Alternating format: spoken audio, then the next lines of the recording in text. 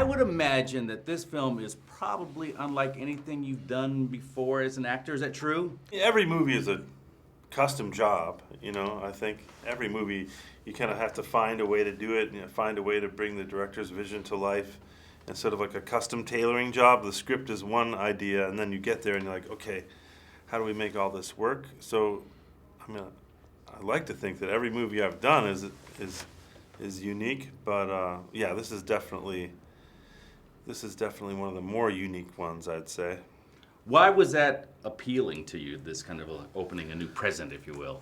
I loved Yorgos's previous work. I'd seen Dogtooth in the cinema, and I'd seen Alps, and so when I heard that he was doing his first English language film, I was kind of fascinated to see how his cinematic language or his own psychology as a filmmaker that played out so beautifully in both those films, which were in the Greek language, was going to translate to English, and there was didn't feel like there was a translation or there was no awkwardness. It was just as specific and as beautiful as anything I'd ever read, and more specific and more beautiful than most things.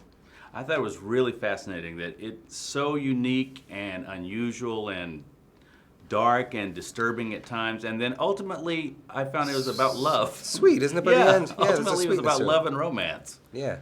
Was that also the whole message I found it there? surprisingly moving, yeah, by the end of the script. I mean, I did spend the first, 60 pages, 70 pages kind of scratching my head a little bit and trying to keep up with the rules of this world that was presented. And then by the end of it, I just found it, yeah, ultimately a more human story than I may have given credit to at the beginning.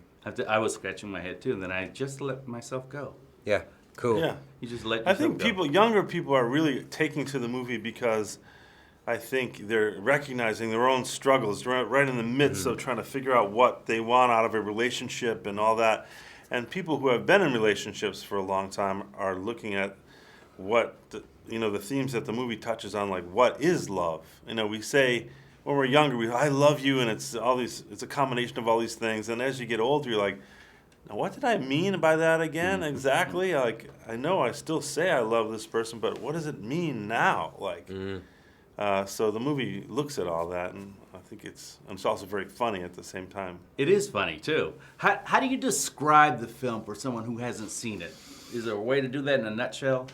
I don't know. It's a story that's set in a non-defined future.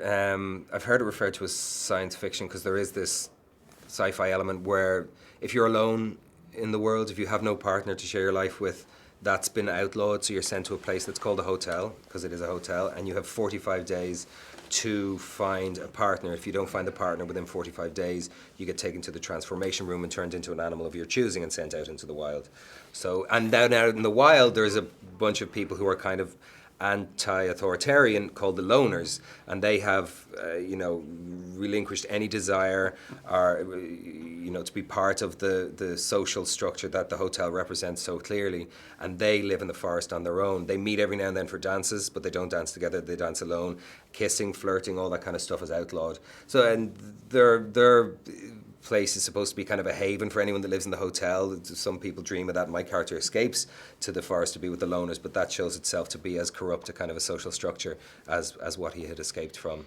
It's a very normal kind of movie, except for one phrase in the middle of that description, which is the transformation room to be turned into an animal of your choosing. Otherwise, it's pretty much like the world we live in today.